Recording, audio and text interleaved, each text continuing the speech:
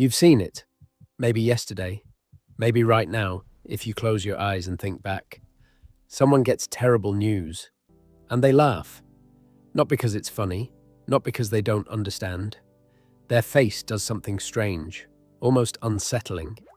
It smiles at the exact moment it should fall apart. And you're standing there, and you don't know what to think. Is this normal? Is this cruel? Is this even human? Today I'm going to tell you something that nobody says out loud.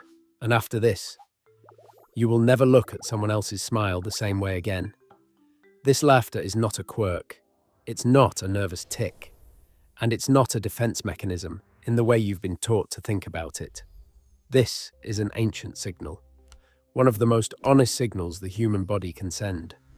When someone laughs in a moment of pain, their nervous system is doing something so complex, so layered, that scientists couldn't explain it for decades. This is not weakness. This is not pretending. This is one of the last lines of defense the human mind has. And in each of us, it works a little differently. Because each of us, at some point, learned to survive exactly this way. Most people assume someone who laughs through pain just doesn't want to show weakness. A mask, armor, they're hiding their feelings. That sounds clean, it sounds convenient, and it is almost completely wrong. Because if it were just a mask, the person could take it off. They could consciously decide, right now, I'm going to let myself cry. And that would be it. End of story. But no. This laughter erupts before a thought is even formed, before consciousness has a chance to catch up.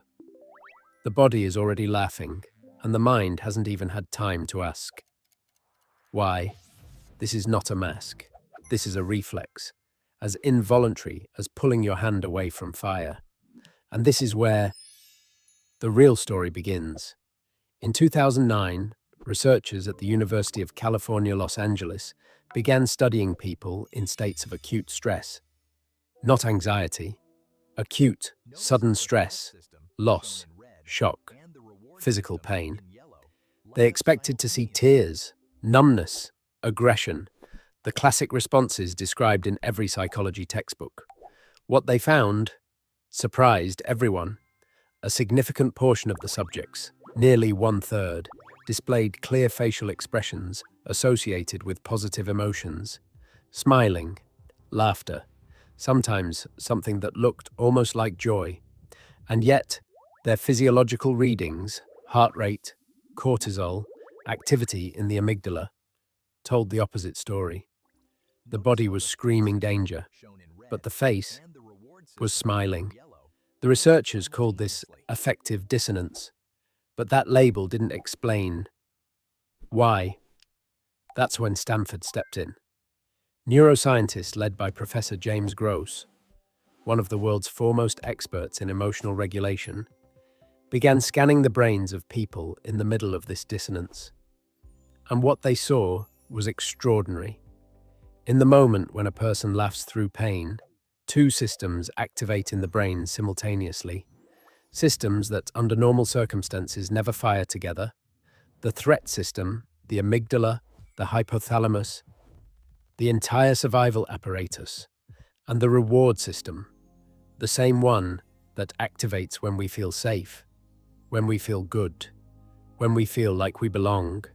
The brain is literally doing two opposite things at the same time, and here is why. When pain is too great, the brain cannot process it directly. It's like a system overload, too much information in too little time. And so, automatically, without the person's permission, an emergency protocol engages. The brain begins generating the opposite signal, not to pretend, not to deceive, but because it is the only way to avoid collapse, right now. Laughter in this moment is literally an injection, internal, self-produced. It triggers a release of endorphins. It lowers cortisol. It gives the nervous system a few seconds of breathing room so it can reorganize and begin processing the pain. For real. This is not an escape from reality. This is a temporary buffer between the impact and the breakdown. Think of it this way. You're driving at full speed and there's a wall ahead. You have an airbag. It doesn't save you from the crash. It gives your body a fraction of a second to prepare for the impact. Laughter through pain is the mind's airbag. And this is where things get even stranger, because this mechanism doesn't work the same way in everyone. Some people, it fires almost every time. With any kind of pain, physical, emotional, social, they laugh at funerals. They laugh when someone leaves them. They laugh when a doctor delivers devastating news. And then there are people in whom it never fires at all, who cry immediately, openly, completely. For a long time, scientists assumed the second group was healthier. That laughing through pain was a pathology, a sign of emotional immaturity or disorder. But research from the last decade turned that idea completely upside down. In 2017, at Harvard Medical School, researchers conducted an experiment that became one of the most discussed studies in social psychology that year. They recruited 120 volunteers, different ages, different backgrounds. Each one was asked to watch a video with emotionally heavy content: loss, grief, separation, and then immediately speak with a stranger about what they had just felt. The researchers monitored facial expressions, vocal patterns, and body language, and most importantly, the reactions of the listeners. Here is what they found.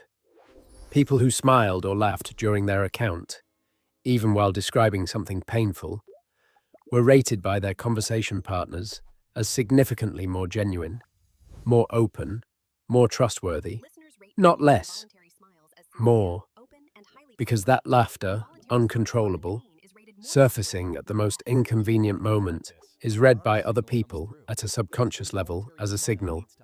I am not performing. This is actually hard for me. So hard that my body has stopped taking orders.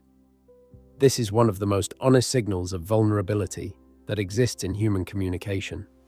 And most of us never knew that. Stop for a moment. Think of someone you know, or think of yourself, who laughed through pain, and remember what you thought at the time. Strange, inappropriate. Maybe it doesn't hurt as much as they're letting on. Now you know the truth. That laughter meant the exact opposite. That was a person in so much pain that their mind had switched into emergency mode. That was someone at their limit, someone holding on with everything they had, and their body, without asking permission, was trying to help them. You are not just watching this from the outside. You are part of this. Every time you misread someone's laughter, you missed the most honest moment they ever showed you. And somewhere along the way, someone probably misread yours too. But there's another layer, and it goes deeper than neuroscience. Research in developmental psychology, particularly the work of Mary Ainsworth and her successors on attachment theory, revealed the following. Children who grew up in environments where expressing pain openly was not safe, where crying meant being punished or ignored or mocked. These children trained their brains to use exactly this protocol. Laugh instead of cry, not because they wanted to, but because that was how they survived. And that pattern, learned once in childhood, stays with a person for the rest of their life. It becomes wired into the nervous system so deeply that it no longer feels like a choice. It just is. And here is what is truly heartbreaking.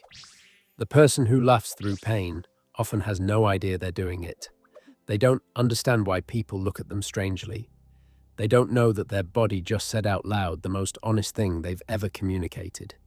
And the people around them think, they must be fine, and they walk away. Now that you know this, you will see it everywhere. At work, when a colleague laughs while describing a problem that is clearly destroying them. In your family, when someone smiles while talking about a loss. In a friend who laughs while telling you a story that actually broke them. And now you have a choice you didn't have before. You can do what most people don't. You can stop, stay, not decide, they're laughing, so everything must be okay. But instead say, wait, tell me that again. slower, because laughter through pain is not a signal that says everything is fine. It's a signal that says, I need help, but I don't know how to ask for it. And if you learn to read it, you will become one of the rare people who truly hear others. Not the words, not the expression, but what lives underneath. We live in a world that taught us to fear vulnerability, to hide it, to wrap it in smiles and laughter, in I'm fine and just tired. And sometimes the body does exactly what we trained it to do, a little too well. But here is the truth. Every person who has ever laughed through pain was, in that moment, completely real. More real than if they had stood there stone-faced, saying the right words. Their mind did everything it knew how to do to keep them from breaking apart right then and there. And if you were standing next to someone like that and you didn't understand, now you do. And if you yourself have ever laughed when you were hurting, know this. It is not weakness. It is not strangeness. It is how you survived. And that deserves not judgment. It deserves gentleness. Here is the question I want to leave you with. Think of the last time you laughed, and nothing was funny at all. What was really happening in that moment? Write it in the comments, not for the algorithm, but because sometimes saying it out loud for the first time changes something. And if this video moved something inside you, send it to someone you once misunderstood. No words needed, just send it. In the next video, we go even deeper. I'm going to show you another signal, one that people send constantly, without ever knowing it. A signal that says, I am losing control, but it looks exactly like ordinary politeness. You see it every day, in lines, in elevators, in conversations with people you assume are happy. After the next video, you won't be able to unsee it. See you there.